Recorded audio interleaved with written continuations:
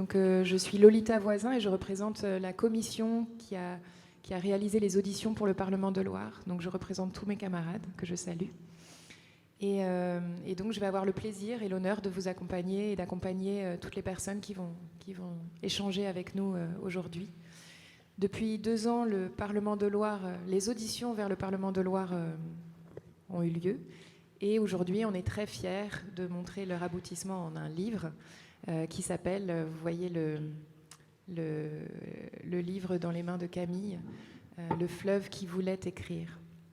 Et pour fêter ça, on va partager cette aventure avec d'autres pensées en cours, d'autres aventures, d'autres situations. Et on va passer la journée comme ça à essayer de provoquer des éclats de ce livre avec d'autres penseurs, d'autres aventures, d'autres expériences.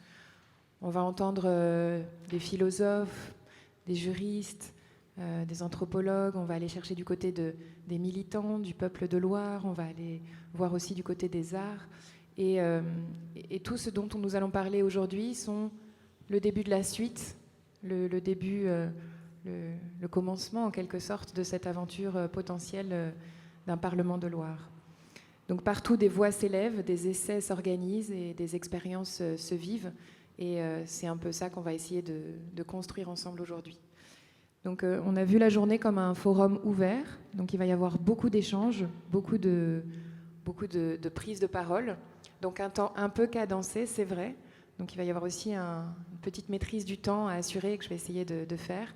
Donc bien sûr il y aura peut-être un peu de frustration, et donc on l'espère beaucoup de discussions qui suivront de tout ça dans les moments de pause.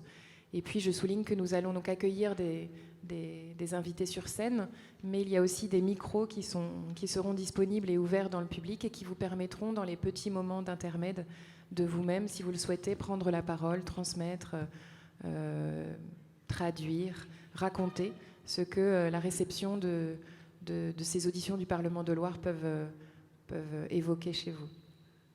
Alors je suis très heureuse de transmettre la parole à nos 2 invités qui sont sur scène et qui sont à l'initiative de ce très beau projet. Camille de Toledo, écrivain, juriste et maître de cérémonie de cette grande aventure des auditions du Parlement de Loire. Voilà, ce fut un honneur de travailler à ses côtés. Et puis Maude Le Floch, la directrice du Polo. Et je vous laisse la parole pour raconter et présenter cette démarche et puis surtout, je crois, pour parler de ce livre assez incroyable, Le fleuve qui voulait écrire. Merci Lolita. Je pensais rentrer un peu dans le descriptif de la démarche Parlement de Loire. Je ne vais pas le faire parce que je l'ai un peu fait hier. Comme vous le savez, nous travaillons depuis 2 ans à ce projet d'un Parlement de Loire. Et si on faisait un Parlement de Loire qui parte de Tours, mais qui puisse concerner l'ensemble du bassin versant, donc les affluents et d'autres territoires plus larges. Et si nous donnions une personnalité juridique au fleuve, et si nous faisions parler d'autres voix que les voix humaines pour interpréter, pour aller à l'encontre des instances et des assemblées qui sont en charge de la gestion et de l'administration du fleuve. Toutes ces questions qui nous traversent depuis le Polo, qui est le pôle art et urbanisme, où nous travaillons à l'intersection, à la croisée du champ de l'ingénierie territoriale, le champ de l'urbanisme, de l'aménagement du territoire et le champ de la création artistique. Et on sait aujourd'hui que pour engager des transformations, pour faire bouger les lignes, pour engager des sujets de transition, l'appel de l'art, l'appel de la création, l'appel de la fiction est plus que nécessaire. Et c'est ce que nous avons travaillé patiemment en demandant à Camille de Toledo, écrivain, juriste, qui est engagé sur ces sujets environnementaux depuis pas mal d'années, d'accompagner la démarche, et il nous a proposé d'engager un processus d'audition. Donc ce travail collectif, aujourd'hui restitué par Camille, je crois que je ne vais pas aller beaucoup plus loin parce que nous avons, comme l'évoquait Lolita, un timing très cadencé. Merci à tous de jouer le jeu dans cette journée de forum. Forum ouvert, des micros sont à votre disposition et donc on va essayer que la parole circule dans ce moment d'assemblée. Camille, à toi. Alors, je suis toujours le maître de l'horloge. Je vois sur le programme qu'on devait démarrer à 9h. Il est 9h47. Donc, je vais moi-même être obligé d'aller assez vite. Définir un livre, définir un objet livre. Quelques mots que j'utilise pour le qualifier, pour le décrire. C'est un livre instituant, c'est un récit documentaire, c'est un travail en fait, et je vais vous faire un petit laïus sur ce que c'est que le récit documentaire. Je pensais à Svetlana Alexievitch qui va récolter des voix et qui les tisse ensemble. Et en fait, l'écrivain et des voix autres, des voix qui sont invitées dans un livre, ça pose tout un tas de questions éthiques pour à la fois entendre, respecter la parole de celles et ceux qu'on a écoutés et qu'on a collectés et les tisser ensemble. Et donc je vais dérouler le livre en fait assez rapidement pour voir que, à la différence justement de La fin de l'homme rouge de Svetlana Alexievitch, qui est un récit documentaire où elle tisse des voix de témoins de la fin de l'Union soviétique, mais qui sont des voix plus anonymes. Là, au contraire, il s'agissait en permanence de dialoguer avec des auteurs, des chercheurs, qui ont eux-mêmes leur œuvre et leur livre. Et donc, il fallait sans cesse aller et venir dans les travaux. Ça a pris à peu près 8 mois, en fait, du moment où je me suis mis à éditer, à travailler, à couper, à monter. Le résultat, le scriptage des auditions du Parlement de loi. Il fallait faire des allers-retours, valider, et puis également créer une intertextualité pour que une audition qui a eu lieu, mettons en octobre, dialogue avec une audition qui avait eu lieu un peu plus tôt dans l'année, à un autre moment. Donc cette intertextualité, elle passe aussi beaucoup par un appareil critique. Je vous fais défiler quelques pages. Donc, ces grandes doubles pages, aussi une grande gratitude à toutes celles et ceux qui ont rendu ce livre possible. Je vais passer l'introduction. Et donc l'appareil critique qui participe également de l'intertextualité. Alors je vais vous dire un petit peu, c'est que c'est un livre de voix, c'est un livre parlement, effectivement qui est travaillé par la main, puisque pendant 8 mois j'étais un peu à la table, travaillé par la main quelqu'un qui a l'oreille un peu de l'écriture, du montage, du récit, pour que chaque unité de parole soit un peu comme une nouvelle, comme tu le disais hier, Maud.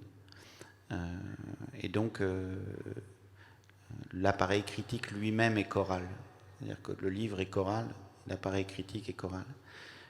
Donc je vais parler des auditions et des auditionnés, mais je voudrais aussi vraiment remercier ici très très chaleureusement celles et ceux qui ont permis que l'appareil critique soit multifocal, que ça puisse être vu, et ce livre puisse être lu, vu depuis l'anthropologie, le droit. Donc je voudrais remercier Sylvia Lasfargas, Marine Izquierdo, Samy Hamel, Nina Salon, Pauline Briand, Christine Marcandier, qui est une perspective d'éco-poétique, plus de littérature, Oyara Bonilla et Sarah Van Uxem. Donc avec chacun, j'ai pu échanger, travailler, discuter des différentes options, parce qu'évidemment, cette transformation de nos systèmes juridiques et ce devenir un peu animique du droit doit être vu par beaucoup de disciplines et de différents champs des sciences humaines. Après, donc, le livre se lit, je tenais beaucoup à ce qu'il puisse se lire au moins de 3 manières, un peu comme qu'on puisse saisir un objet, en fait, qui ne soit pas un objet linéaire, mais qu'on puisse le parcourir, le traverser assez rapidement. Donc il y a un premier niveau de lecture. Je vais vous montrer des exemples de ce premier niveau de lecture.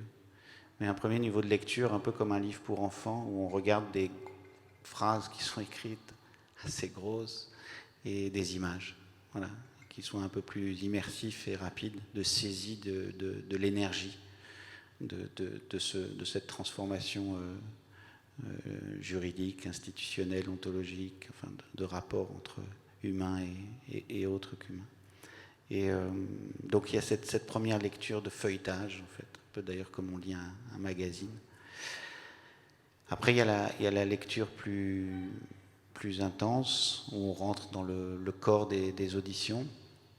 Et là, c'est ce temps du texte courant. Donc, c'est séquencé comme ça, vous voyez ce chapitrage. Jour 1, jour 2, jour 3, jour 4, jour 5. Je parlais d'un livre instituant. Mais voilà comment c'est cadencé. Et le sommaire est présenté un peu comme un roman picaresque. Je peux vous en lire un petit peu des passages, mais un soulèvement légal terrestre où l'on prend conscience, c'est comme dans le Quichotte, où l'on prend conscience de la tâche qui nous attend pour redéfinir des institutions plus vastes. Tous les éléments de la nature entreront dans nos enceintes humaines. Voilà. Ça, c'est typiquement un peu le résumé de l'aventure. Quel geste on a à faire collectivement. Le jour 2, où l'on cherche à croiser les logiques du droit, les savoirs biologiques sur les milieux et l'éthique environnementale pour donner voix aux éléments de la nature. C'est typiquement un mode d'énoncé du récit ou du roman picaresque, ou long. C'était aussi d'ailleurs un procédé qui était utilisé dans les livres instituants du XVIe, XVIIe siècle. On a souvent cette formule de « où l'on cherche à faire ceci ou l'autre ». Et ensuite, donc, c'est cadencé comme ça, jour 1, soulèvement légal terrestre, et ça reprend en fait, et c'est pour ça que je parle de récit documentaire, c'est que ça reprend l'histoire vraiment qu'on a connue, mais si vous faites un comparatif entre ce travail-là d'écriture et l'oral, vous verrez qu'il y a encore un bon travail d'élaboration pour préciser les termes, puisque à l'oral, pour que ça vive, c'est toujours plus flottant. Je vais essayer de dire très très brièvement en fait sur chaque audition. C'est un exercice un peu compliqué, mais je vais le faire très vite, je crois. Sur chaque audition, qu'est-ce qui se joue? Quel est le nodule? Autour de quoi chaque nouvelle, on pourrait appeler ça des nouvelles, tourne. Donc la première audition avec Bruno Latour et Frédéric Caettuati, il me semble qu'il est beaucoup question de la théâtralité, de la scène. Comment est-ce qu'on réorganise la scène à partir de l'anthropocène, vous savez, ce jeu de mots sur l'anthropocène qui change la scène. C'est pas le même scène, mais en fait ça joue comme ça. Et Bruno Latour et Frédéric Caettuati ont en fait cherché à incarner, à représenter sur la scène du théâtre Gaïa, la zone critique, et ce qui se joue dans cette bascule, dans cette prise de conscience que nous avons, que nous interagissons sans cesse, et que la Terre désormais réagit à l'action humaine. Ça, c'est vraiment le propre de l'anthropocène. Qu'est-ce que ça change dans la scène, dans cette théâtralité? Évidemment, très brièvement, on passe aussi avec des phrases qui sont assez magiques de Bruno, notamment celle-ci: nous n'avons jamais été des animistes. C'est évidemment ce grand travail d'anthropologie des sciences qui l'a fait passer par l'idée que les scientifiques ne cessent de causer avec les causes, avec les choses. Ils ne cessent de converser, ils ne cessent de traduire, et que donc nous sommes dans un monde d'actants, et qu'un arbre a autant enfin en tout cas une puissance d'agir, qu'une rivière a une puissance d'agir. Et qu'en ce sens, on peut considérer ces puissances d'agir diverses comme les acteurs de cette scène étendue. Donc voilà, c'est le cœur de cette audition. Et encore une fois, je disais hier à Henri Trubert, des liens qui libèrent, et Manuela, de Manuela Édition, qui sont les coéditeurs chéris de ce livre, que je remercie aussi très très chaleureusement, parce que franchement c'était un exploit d'édition, pour qu'ils soient là en temps et en heure. Que je leur disais hier que je suis de ceux qui pensent que notre sort collectif se joue parfois dans une note de bas de page.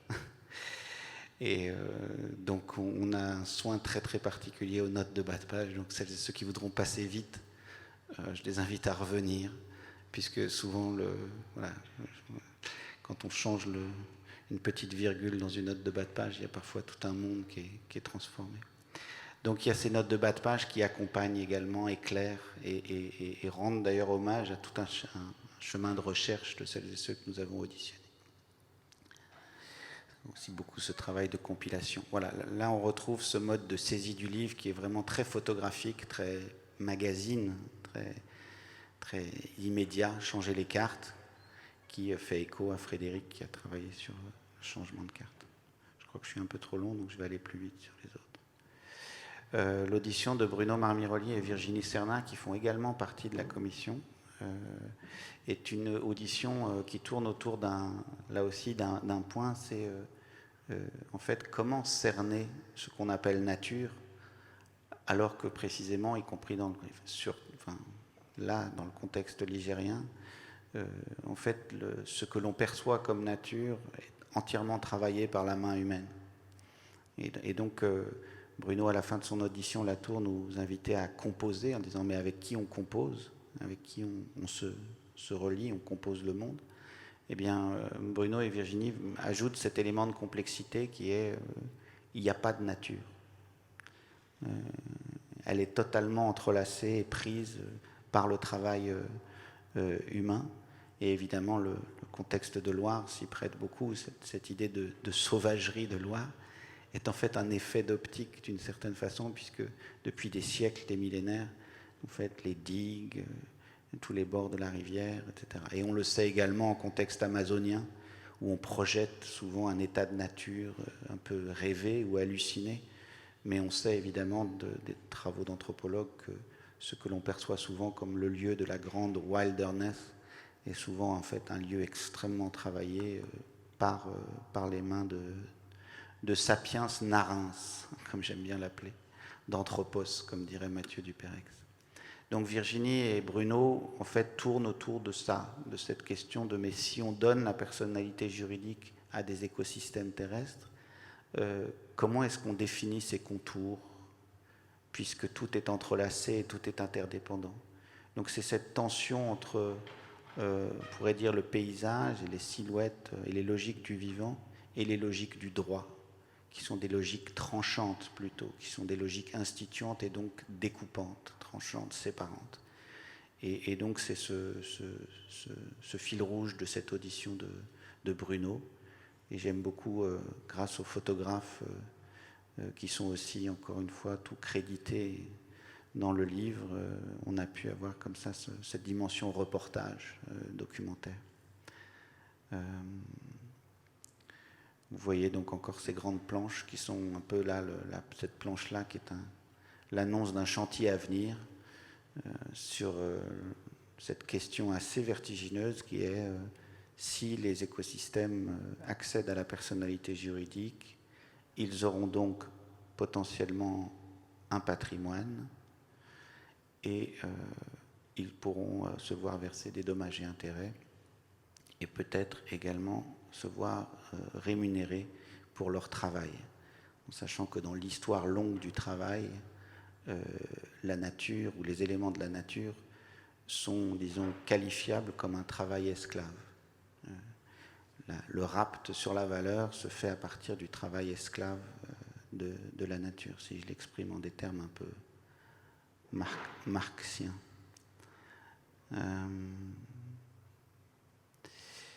Voilà, il s'agissait aussi de montrer un peu toute l'expressivité, l'expression, cette dimension très expressionniste. Évidemment, on est dans un livre qui ne pouvait pas être en couleur pour des raisons de coût, mais j'aime bien en fait que ce soit aussi cet appel à l'expression. Le noir et blanc a toujours un regard vers les années 30 et l'expressionnisme, ce grand temps de l'expressionnisme, y compris en photographie.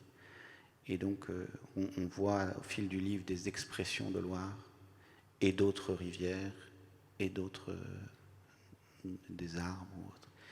La dimension photographique sur le livre, elle était toujours là pour, en fait, alterner des assemblées inquiètes, j'aime bien ce terme d'assemblées inquiètes, qui se portent sur le sort du vivant, donc de ce à quoi on tient, et des formes d'expression de ces entités terrestres. J'en suis à cette audition qui a une place un peu particulière puisque d'emblée j'avais ce souhait d'avoir une dimension très pragmatique, puisque vous savez que vous êtes sans doute lecteur d'une grande bibliothèque de la nature. On voit des noms, notamment très en vue, comme Vinciane Després, et toute une bascule en fait de bibliothèque de la nature, mais qui remonte en fait à des écrits d'Aldo Léopold de plus loin, mais qui changent notre rapport affectif à ce que l'on appelle nature. Mais tout ça, je trouve souvent qu'en fait, on a envie de l'instituer, de dire mais qu'est-ce que ça transforme, Et le droit, en fait, est le lieu où c'est possible. Et Leroy et Marguenot ont eu en fait c'est le cœur de cette audition, c'est par le droit et par une perspective très pragmatique. Alors, ils ont beaucoup travaillé sur le droit animalier, mais en fait l'une des clés de cette audition, c'est, je le redis autrement, c'est les sociétés modernes, industrielles, à la fin du 19e, par la fiction du droit, ont donné la personnalité juridique à des entreprises. Ces entreprises et ces sujets de droit fictionnels que sont les entreprises ont acquis des droits et réciproquement des devoirs, mais beaucoup de droits. Et donc, par la fiction juridique, une écriture juridique, on a accéléré l'emprise du capital sur le monde. Et donc, on peut comprendre le tournant légal terrestre, comme je l'appelle, comme une réponse par le droit à cette asymétrie qui a été créée par la fiction juridique du 19e. Et donc, en donnant la personnalité juridique à des écosystèmes et en leur permettant de se défendre à rebours, et ça c'est plutôt mon entrée là-dessus, on consolide, on permet d'améliorer, d'intensifier une balance des pouvoirs. Pour l'instant, il n'y a pas. Pour l'instant, il n'y a que des droits pour des intérêts humains. Et donc, en focalisant depuis des intérêts autres qu'humains, on va défendre, par voie de conséquence, des gens qui dépendent des milieux et des écosystèmes. Et on va permettre surtout qu'il y ait une opposabilité juridique de ce que l'on avait appelé terre ou entité terrestre. C'est un point extrêmement important. Et en plus, je vous le dis, pour ceux qui auraient à convaincre leurs proches, que ça a une très grande efficace.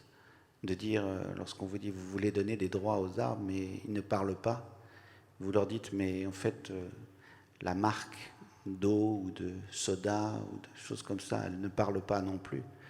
Et les fictions juridiques qui ont donné des droits aux entreprises, ce sont des fictions. Donc, c'est assez difficile à contourner comme argument. Donc, voilà, transformer les fictions juridiques.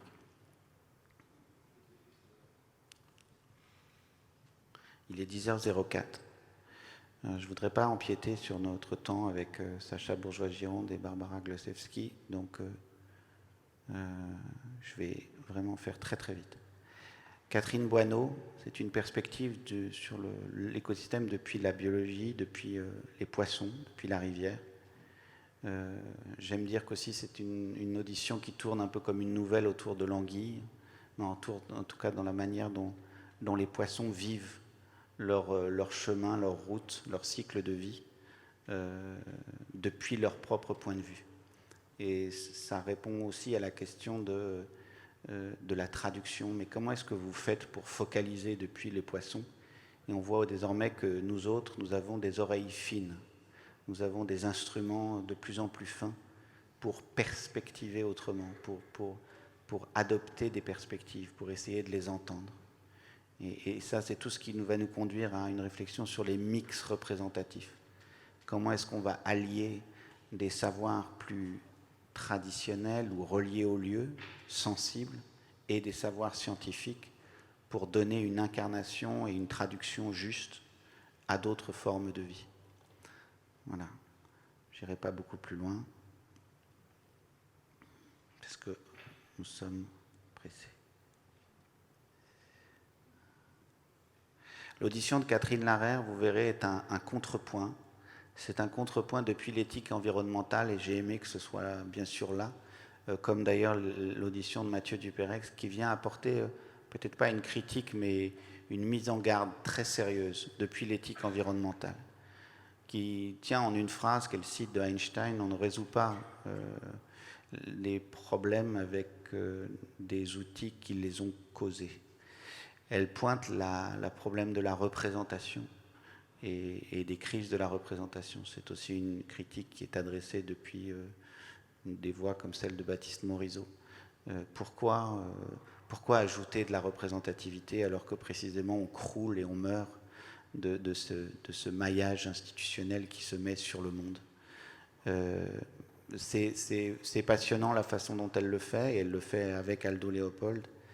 Et toute l'unité narrative et littéraire de cette audition tient dans, je dirais, les yeux de la louve que Aldo Leopold regarde après l'avoir tuée, en comprenant qu'en tuant la louve et en tuant les loups, il a permis à des populations autres, qui sont les proies du loup, de prospérer. Et résultat, ces populations plus végétariennes vont dévorer les arbres.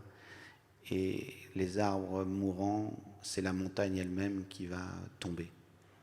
Donc cette grand cycle des interdépendances, et qui est un peu le cœur aussi de l'éthique environnementale. Donc c'est une critique de l'administration du vivant.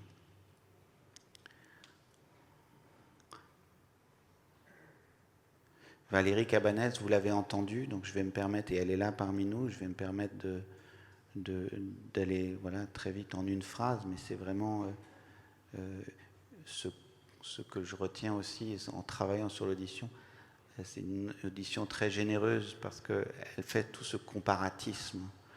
Elle a cette vision justement assez exhaustive de ce soulèvement légal terrestre, et donc elle donne une perspective comme ça très comparatiste des différents écosystèmes qui, depuis le début des années 2000, ont accédé à la personnalité juridique.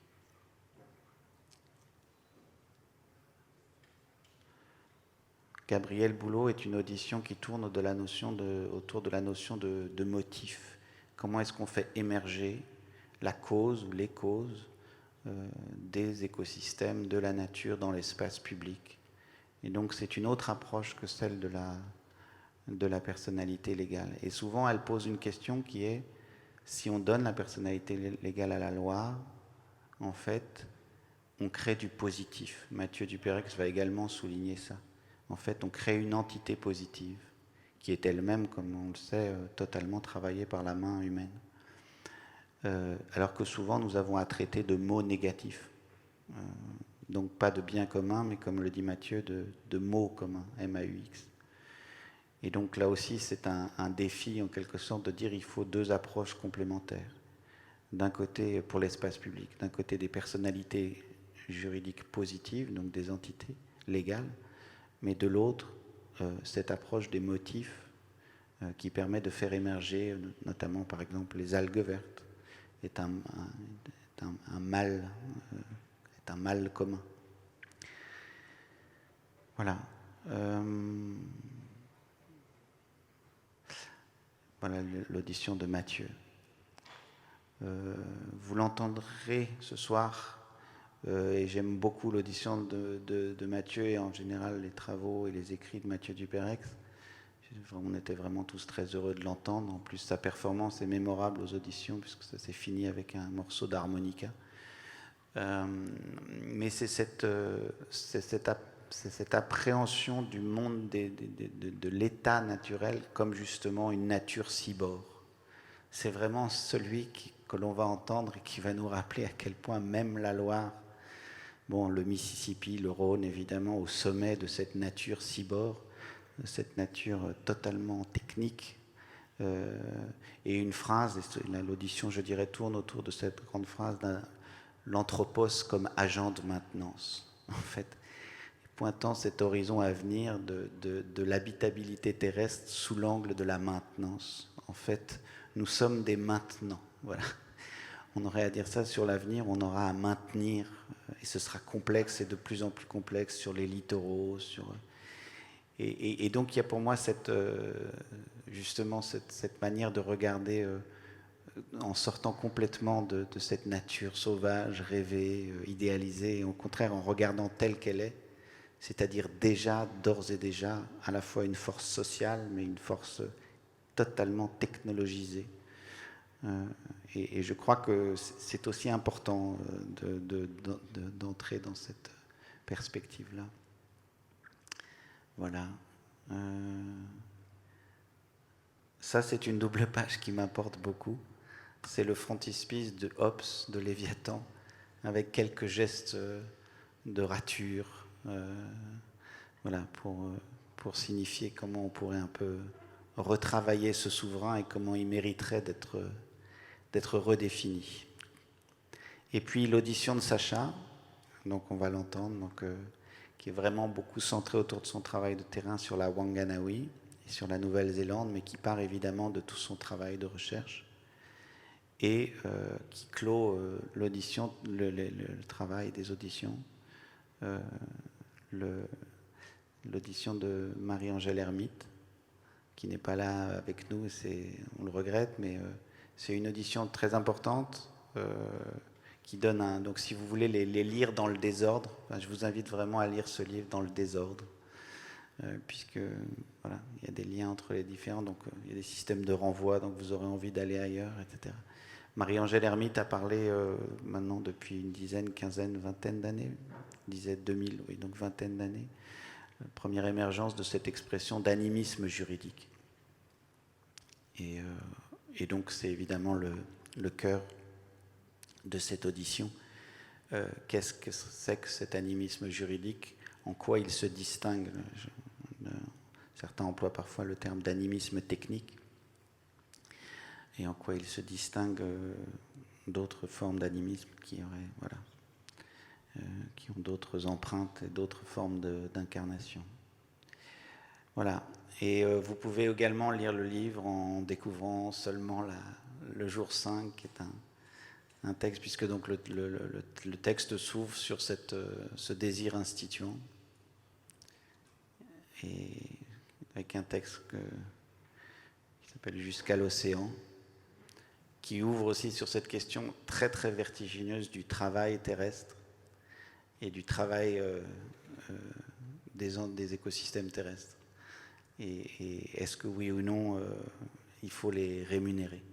J'aime beaucoup ce côté, voilà, la fin, le choix était ce caractère un peu des dessins enfantins de do it yourself et de joindre, de dire, voilà, de faire appel aux lecteurs et aux lectrices, de dire que le dessin des institutions à venir dépend de nous, que l'écriture de la loi est quelque chose que l'on a perdu l'habitude de faire, mais pourtant c'est entre nos mains, et qu'il y a eu des grandes périodes instituantes et constituantes, et des grands législateurs au XVIIIe. Là, vous avez une chronologie des événements à venir qui est à compléter et à joindre, comme dans les dessins pour enfants, des petits numéros. Et vous avez beaucoup donc vous pouvez jouer en quelque sorte à ces jeux, voir comment le dessin de nos institutions pourrait ou est déjà en train de changer. Comment les sujets de droit naturel complètent la balance des pouvoirs, comment définir un mandat terrestre. Voilà, on pourrait passer des heures, mais en tout cas, je vous remercie pour votre écoute. Et je vais accueillir Sacha et Barbara, si tu veux bien, Maude. Merci, Camille. Merci de cette traversée.